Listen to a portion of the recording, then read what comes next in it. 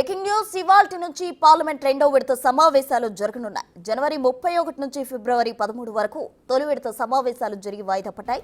దీంతో ఇవాల్టి నుంచి ఏప్రిల్ 4 వరకు మలి విడత సెషన్స్ జరుగుతాయి. మొదటి రోజు నుంచి వాడివేడిగా జరిగే అవకాశం ఉంది. ప్రధానంగా ఈ రోజు మణిపూర్లో జరుగుతున్న హింసాకాండపై వాదోపవాదాలు జరిగే అవకాశాలు ఎక్కువగా కనిపిస్తున్నాయి. మణిపూర్లో విధించిన రాష్ట్రపతి పాలనకు ఆమోద ముద్ర వేయాలని ఇవాళ అమిత్ షా లోక్సభను కోరనున్నారు.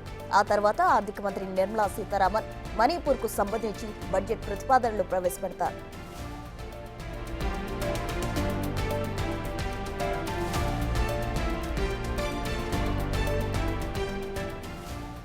మణిపూర్లో రెండేళ్లుగా జరుగుతున్న హింసను అదుపు చేయలేక గత నెలలో సీఎం బీరెన్ సింగ్ తో రాజీనామా చేశారు. దీంతో కేంద్రం రాష్ట్రపతి పాలన విధించింది. ప్రెసిడెంట్ రూల్ వచ్చే వరకు కేంద్రం కళ్లు మూసుకుందా అని ప్రతిపక్షాలు తీవ్ర ఆగ్రహం వ్యక్తం చేస్తున్నాయి. ఈ అంశంపై స్పందించాలని ప్రధాని ఎన్నిసార్లు డిమాండ్ చేసినా రెస్పాండ్ కాలేదని విపక్షాలు ఇప్పుడు కార్నర్ చేస్తున్నాయి. దీంతో ఈ అంశంపై మొదటి రోజు పార్లమెంట్ సెషన్లోనే గట్టిగా వాదోపవాదాలు జరగనున్నాయి. దీంతో పాటు ప్రతిపక్షాలు తీవ్రంగా వ్యతిరేకిస్తున్న వర్క్ బిల్ కూడా ఈ సమావేశాల్లోనే పార్లమెంట్ ముందుకు రానుంది.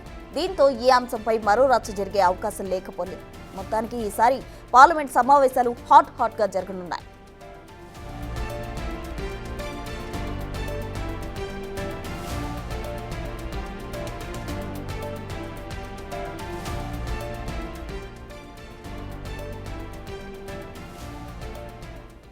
మలి విడత పార్లమెంట్ సమావేశాలకు సంబంధించి పూర్తి వివరాలు మా ప్రతినిధి శివ ఢిల్లీ నుండి లైవ్ లో అందిస్తారు. శివ, రైట్ ప్రస్తుతం పార్లమెంట్ సమావేశాలు మరి కాసేపట్లో ప్రారంభం కాబోతున్నాయి. ఉదయం 11 గంటలకు రెండో విడత అంటే గత నెలలో తొలి విడత సమావేశాలు జరిగాయి. తర్వాత తాత్కాలికంగా వాయిదా పడింది పార్లమెంటు ఉభయ సభలు. అయితే ఇప్పుడు మళ్ళా రెండవసారి తుది సమావేశాలు అయితే ఈ సెషన్కి సంబంధించి జరగబోతున్నాయి. ఏప్రిల్ 4వ తేదీ వరకు ఈ సమావేశాలు జరగబోతున్నాయి. అయితే ఈసారి జరగబోయే సమావేశాలు మాత్రం వాడివేడిగా జరిగే అవకాశాలు అయితే ప్రధానంగా కనిపిస్తున్నాయి. ఇప్పటికే పార్లమెంట్ ఉభయ సభల్లో ప్రతిపక్షాలు వాయిదా తీర్మానం నోటీసులు ఇచ్చాయి. ఇటు మణిపూర్ అంశం సంబంధించి కానీ ఇటు 370 రద్దు వల్ల అక్కడ చనిపోయిన దాదాపు 271 మంది భద్రతా సిబ్బంది చనిపోయారు. దానికి సంబంధించి కూడా చర్చ చేపట్టాలంటూ కూడా మాణిక్యం ఠాగూర్, కాంగ్రెస్ ఎంపీ మాణిక్యం ఠాగూర్ వాయిదా తీర్మానం ఇచ్చారు లోక్సభలో.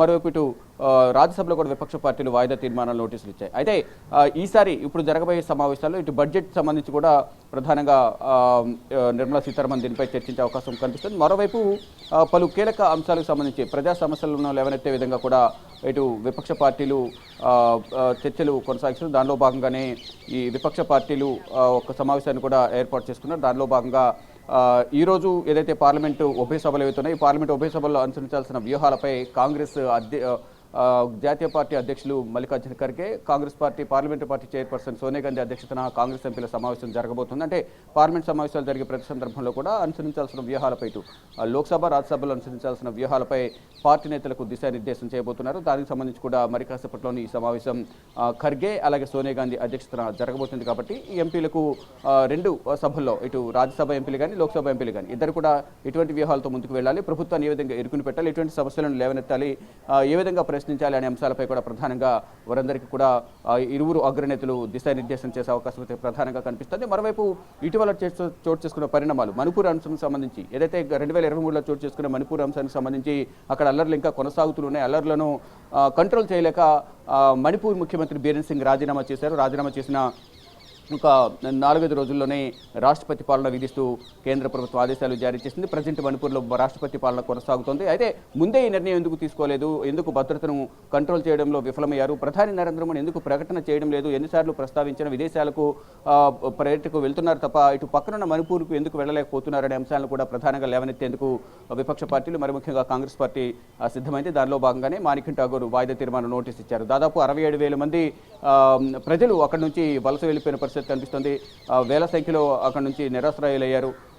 వందల సంఖ్యలో అక్కడ చనిపోయిన పరిస్థితి కనిపిస్తుంది. అనేక మంది గాయాల పాలైన పరిస్థితి కూడా ప్రధానంగా కనిపిస్తున్న పరిస్థితి కనిపిస్తుంది. మొత్తంగా చూసుకుంటే ఈ పార్లమెంట్ సమావేశాలకు సంబంధించి ఇటు వక్ఫ్ బోర్డు సవరణ బిల్లుకు సంబంధించి కానీ వక్ఫ్ సవరణ బిల్లు, మరోవైపు కొన్ని కీలక బిల్లులు కూడా లోక్సభ అలాగే రాజ్యసభలో ప్రవేశపెట్టాలని కేంద్ర ప్రభుత్వం భావిస్తుంది. ఆ బిల్లును ఏ విధంగా అడ్డుకోవాలనేది విపక్ష పార్టీలు భావిస్తున్నాయి. దానిలో భాగంగా ఇటీవల ఒక జేపీసీ కమిటీ ఏర్పాటు చేసినప్పటికీ, జగదాంబిక పాల్ ఆధ్వర్యంలో వక్ఫ్ సవరణ బిల్లు ఏర్పాటు చేసినప్పటికీ మా అభిప్రాయాలు పరిగణనలోకి తీసుకోకుండా వారు సొంతగా కీలక నిర్ణయాలు తీసుకున్నారు అంటూ కూడా ఇటు జేపీసీ బిల్లు పైన అంటే ఏదైతే వక్ఫ్ సవరణ బిల్లు ఏదైతే ఉందో దానిపై అధికార పక్షం ఎంపీలు ఎక్కువ ఉన్నారు. వారి అభిప్రాయాలు సేకరించారు తప్ప మా అభిప్రాయాలు పరిగణలోకి తీసుకోలేదు అనేది కూడా విపక్ష పార్టీలు చెప్తున్నాయి. కానీ గత సమావేశాల్లో వక్ఫ్ సవరణ బిల్లును టేబుల్ చేశారు. దానికి సంబంధించి ఈ సమావేశాల్లో బిల్లును ప్రవేశపెట్టి ఉభయ సభలు ఆమోదింపజేసే విధంగా కూడా ప్రణాళికలు సిద్ధం చేస్తుంది కేంద్ర ప్రభుత్వం. ఆ బిల్లును ఏ విధంగా అడ్డుకోవాలి, దానికి కొన్ని కండిషన్స్ పెట్టాలని కూడా విపక్ష పార్టీలు భావిస్తున్నాయి. దానిలో భాగంగానే